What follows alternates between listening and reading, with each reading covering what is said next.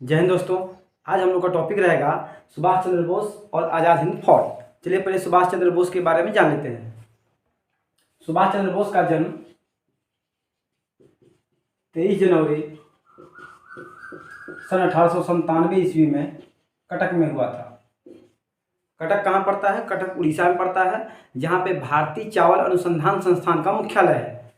और इनके 23 जनवरी जो इनका जन्म दिवस था, और इन्हीं पे आज हम लोग पराक्रम दिवस मनाते हैं 23 जनवरी सुभाष चंद्र बोस के जन्मदिन पे। इसके बाद इनकी मृत्यु की बात करें तो 18 अगस्त सन 1945 ईस्वी को इनकी मृत्यु हुई थी। अब मृत्यु कहाँ पे हुई थी? तो जापान जाते समय एक फार्मूसा द्वीप था, वहीं पे इनकी मृत्यु हो गई, फार्मूसा द्वीप। अब इनने कुछ नारे दिए थे, पहले उनके बारे में देख लेते हैं। उसके बारे में थोड़ा सा और जानकारी बता दें आपको कि इन्होंने 1919 ईस्वी में कलकत्ता विश्वविद्यालय में स्नातक यानी बीए की परीक्षा पास की 1919 ईस्वी में। 1920 ईस्वी में इन्हें आईएएस की परीक्षा पास की। अब यहाँ पे 1919 ईस्वी में इन्होंने क्या किया, कलकत्ता विश्वविद्यालय से स्नातक की परीक्षा पास की तथा 1920 ईस्वी में इन्होंने आईएएस की परीक्षा पास की। उसके बाद वे आईएएस बन गए। आईएएस बनने के बाद इनका मन नहीं लगा वहाँ पे, क्योंकि वहाँ पे अंग्रेजों के अंडर काम करना पड़ता था, और ये जो है भारत माँ के सच्चे वीर सपूत थे, तो इनको वहाँ पे काम करना मंजूर नहीं था, इसलिए वहाँ से उन्होंने त्यागपत्र दे दिया। फिर आगे इन्होंने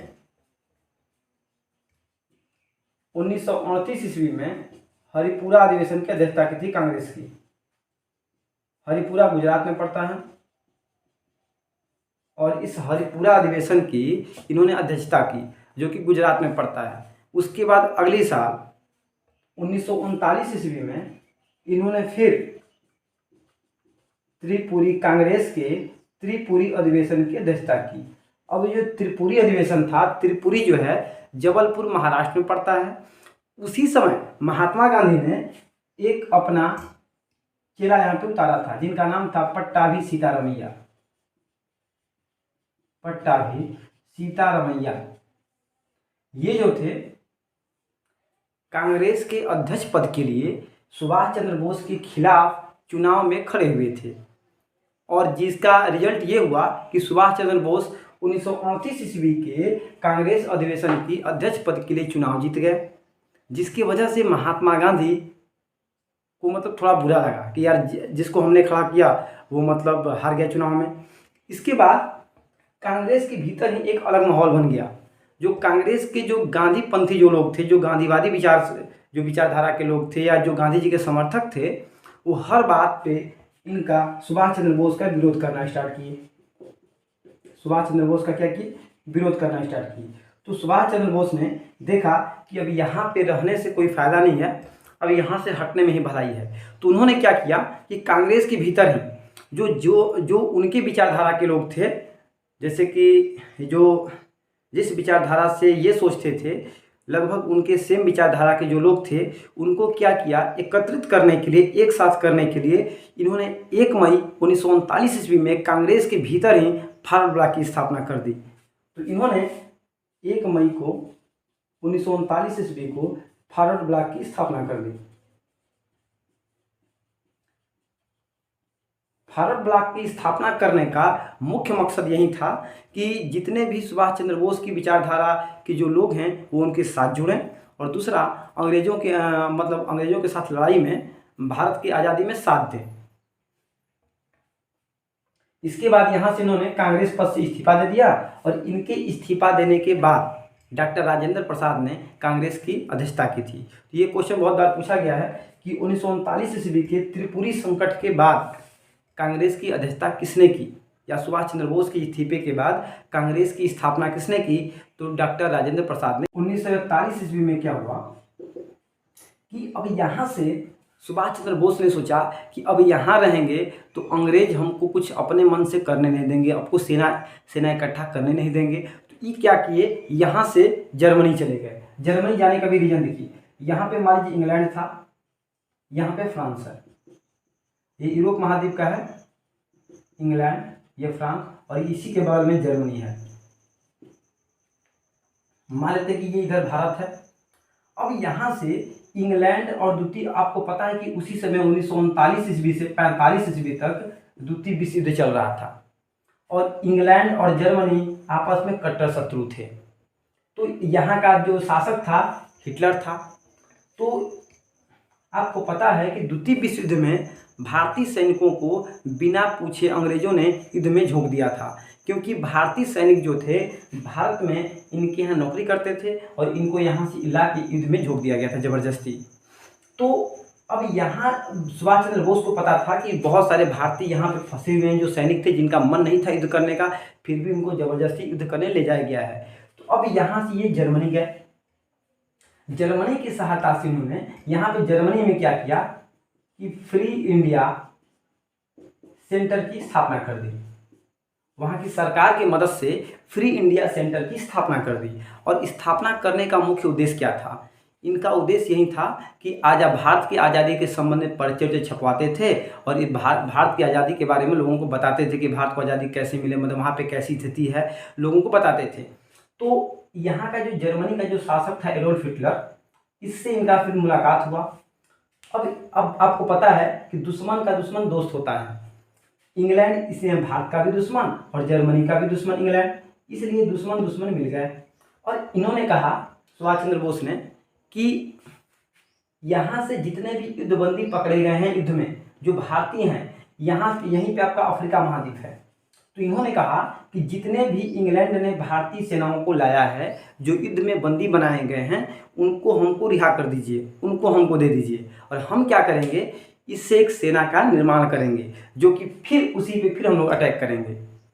तो ये भी बोला ठीक है, चलो ठीक है, जो मान लीजिए बंदी हैं तो सब फालतू रहेगा, उससे बढ़िया है कि इनको कहीं ना कहीं काम पे लगा दिया जाए, उससे बढ़िया है।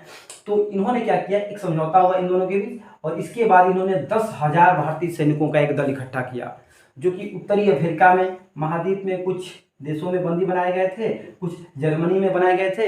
इन सभी को पकड़े इंग्लैंड से लगभग ये उत्तरी अफ्रीका में लगभग 10,000 भारतीय सैनिकों को पकड़ा इन्होंने।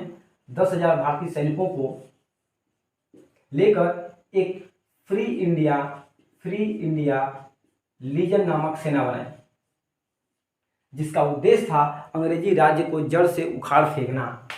चलिए इसका स्क्रीनशॉट ले लीजिए, फिर हम लोग आगे बात करते हैं।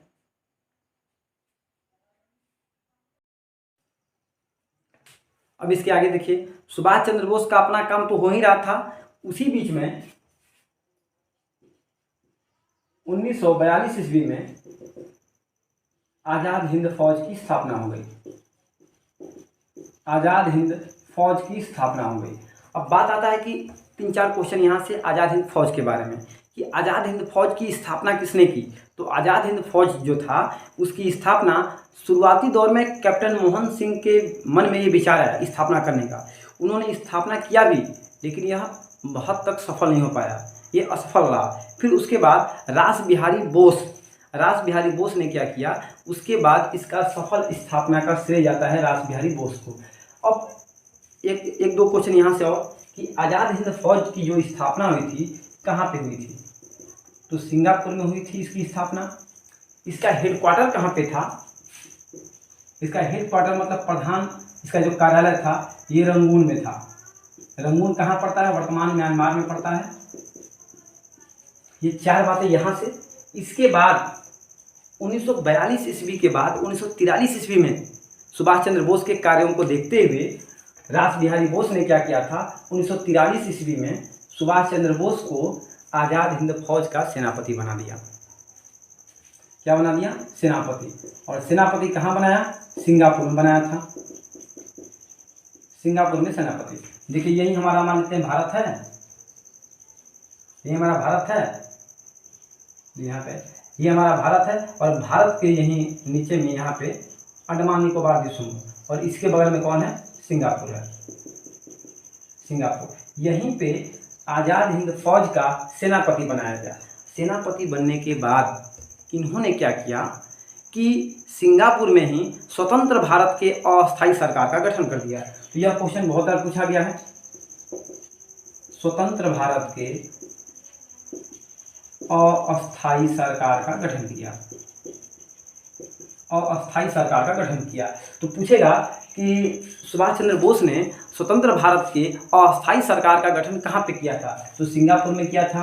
कब किया था? 1943 ईस्वी में किया था, सेनापति बनने के बाद। किसका? आज़ाद हिंद फौज की। इस समय जर्मनी और जापान ने इनका समर्थन भी किया था। जर्मनी और जापान ने इनका समर्थन भी किया था। अब आपको पता है कि समर्थन करने का रीज़न क्या था? कि इनको पता था कि जो सुभाष चंद्र बोस हैं ये अंग्रेजों को क्षति पहुंचाएंगे और अंग्रेज इनके दुश्मन थे, तो ये दोनों आपस में मिल गए। उसके बाद यहाँ से सेनापति बनने के बाद यहीं पे इन्होंने आज़ाद हिंद सरकार की स्थापना कर दी। आज़ाद हिंद सरकार यही था, अस्थायी सरकार की स्थापना की जिसे आज़ाद हिंद सरकार कहा गया। तो 21 अक्टूबर, ये डेट भी याद रखना, 21 अक्टूबर 1943 ईस्वी में सिंगापुर में सेनापति बनाए गए, स्वतंत्र भारत की अस्थायी सरकार की स्थापना की सुभाष चंद्र बोस ने। उसके बाद आज़ाद हिंद सरकार का गठन कर दिया था 21 अक्टूबर 1943 ईस्वी को ही। उसे क्या गया? पहले इसका नाम आज़ाद हिंद फौज था। अब उसके बाद अस्थायी सरकार की स्थापना करने के बाद आज़ाद हिंद सरकार, ठीक है। अब उसके बाद सिंगापुर में इन्होंने ये सब सेनापति बन गए, अस्थायी सरकार बना लिया। इसके बाद आगे आए और जापान की सहायता से अंडमान निकोबार द्वीप समूह पे कब्जा कर लिया। अंडमान, ये ऊपर वाला अंडमान था और नीचे वाला क्या था? निकोबार। अंडमान निकोबार द्वीप समूह पे कब्जा कर लिया। किसकी सहायता से? जापान की सहायता से। और इसके बाद इन्होंने अंडमान का नाम रखा शहीद द्वीप और निकोबार का नाम रखा स्वराज द्वीप। अब आगे चलते हैं। फिर 1944 ईस्वी में क्या हुआ? 1944 ईस्वी में क्या हुआ कि इन्होंने महात्मा गांधी को एक पत्र लिखा, रेडियो के तार के माध्यम से एक पत्र, मतलब संदेश छोड़ा कि हे राष्ट्रपिता, आज़ादी की इस लड़ाई में हम आपका आशीर्वाद चाहते हैं। तो इन्होंने सबसे पहली बार महात्मा गांधी को क्या किया? 1944 में पत्र लिखा और सबसे पहली बार हे राष्ट्रपिता कहा था। तो पूछेगा कि महात्मा गांधी को राष्ट्रपिता किसने कहा? तो महात्मा गांधी को जो राष्ट्रपिता है ये 1944 ईस्वी में सुभाष चंद्र बोस ने कहा था। उसके बाद इसके बदले महात्मा गांधी ने उन्हें कहा था कि आप राष्ट्रभक्तों के राष्ट्रभक्त हैं, राष्ट्रभक्तों के राष्ट्रभक्त, राष्ट्रभक्तों का भक्त, राष्ट्रभक्तों का राष्ट्रभक्त, ये महात्मा गांधी ने कहा था। इसी दौरान सुभाष चंद्र बोस को और सारी उपाधियां मिली थी, उसके बारे में भी देख लेते हैं। तो 1929 ईस्वी में क्या हुआ था? 1929 ईस्वी में आपको पता है, 1929 ईस्वी में इन्होंने हरिपुरा गुजरात का अधिवेशन किया था। उस समय रविंद्रनाथ टैगोर ने इन्हें देश नायक की उपाधि दी थी। रविन्द्रनाथ टैगोर ने क्या किया था? देश नायक की उपाधि, टैगोर ने देश नायक की उपाधि दी। आपको पहले ही बता दिया कि बहुत कुछ ऐसा होगा जो कि हम ब्लैक बोर्ड पे नहीं लिख पाएंगे, उसको भी आपको अपने कॉपी में लिखना है। फिर उसके बाद 1938 ईस्वी के बाद रविन्द्रनाथ टैगोर ने इनको देश नायक कहा। जब ये जापान में गए थे, फ्री इंडिया सेंटर की स्थापना की थी, फ्री इंडियन लीजन नामक सेना बनाई थी, जो युद्धबंदी थे, जो युद्ध में पकड़े गए जो बंदी थे उनको पकड़ के। तो उस समय वहाँ का जो एडोल्फ हिटलर था, उन्होंने सुभाष चंद्र बोस को नेताजी की उपाधि दी थी, जो कि सर्वाधिक ख्याति प्राप्त है नेताजी की उपाधि सुभाष चंद्र बोस जी के लिए। तो इनको देश नायक की उपाधि राष्ट्रभक्तों का राष्ट्रभक्त महात्मा गांधी ने कहा, रविन्द्रनाथ टैगोर ने देश नायक, तथा हिटलर ने क्या कहा था इन्हें? हिटलर ने नेताजी कहा था। चलिए इसका स्क्रीनशॉट ले लीजिए, फिर आगे देखते हैं हम लोग।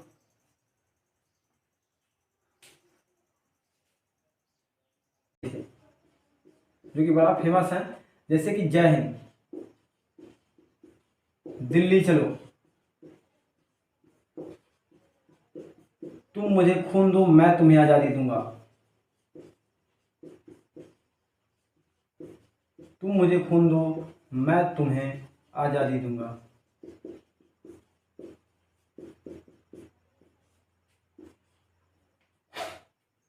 हम लोग आगे देखे थे कि 1945 ईस्वी में इनकी क्या हो गई थी, मृत्यु हो गई थी। फॉर्मोसा द्वीप पे जहाज दुर्घटना में इनकी मृत्यु हो गई थी। जापान जा रहे थे, फॉर्मोसा द्वीप पे जहाज किसी तरह क्रैश होने के कारण इनकी मृत्यु हो गई।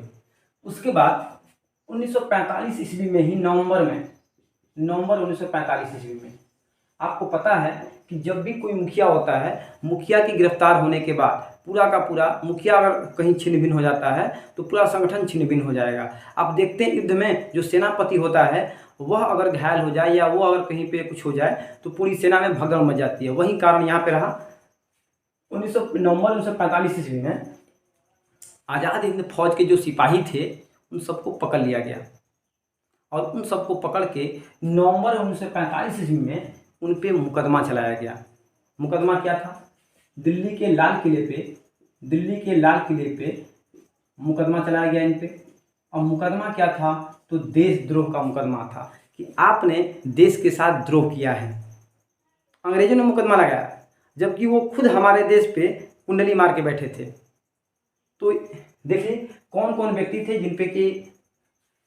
कौन ऐसे व्यक्ति थे जिन पे कि राजद्रोह का आरोप लगा था। 3 अधिकारी थे आज़ाद हिंद फौज के, जिसमें से पहला पीके सहगल थे। पीके सहगल, ये नाम आपको याद रखना है। गुरुबख्श सिंह ढिल्लो और मेजर शहनवाज खां।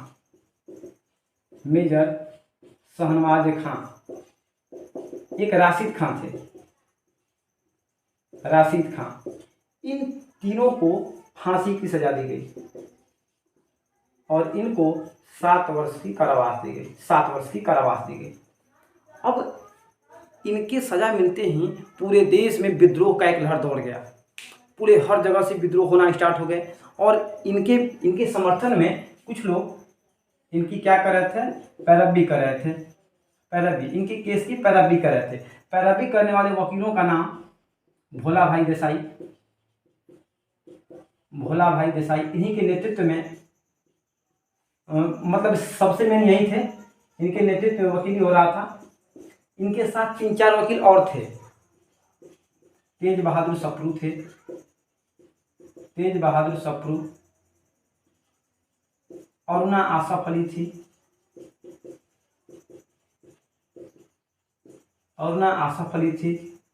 पंडित जवाहरलाल नेहरू थे।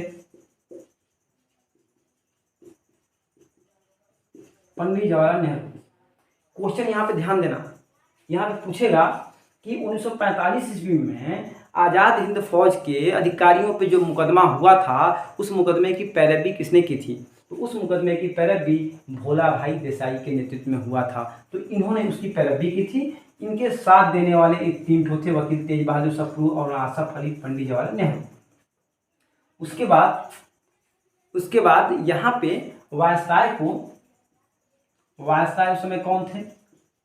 तो आपको पता है 1942 ईस्वी में ये कांड हुआ था। 1945 में ये कांड हुआ था। तो 1945 ईस्वी में जो वायसराय थे जो वे वेवेल थे, लॉर्ड वेवेल।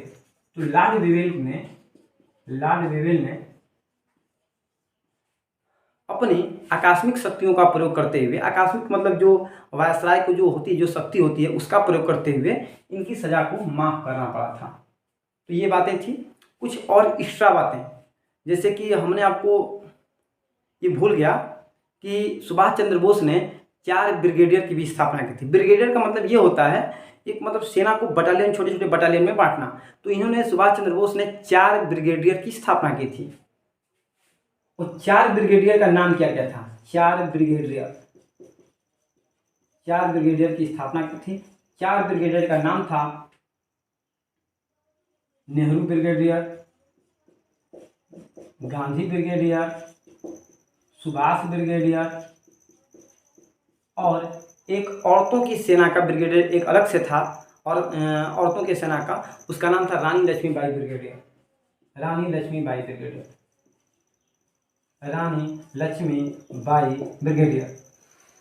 अब एक व्यक्ति, अगर आप बिहार का एग्जाम दे रहे हैं कोई भी, तो एक व्यक्ति बड़ा बिहार के एग्जाम के लिए इम्पोर्टेंट है जो कि आपको किताबों में देखने को नहीं मिलता है। शीलभद्र याची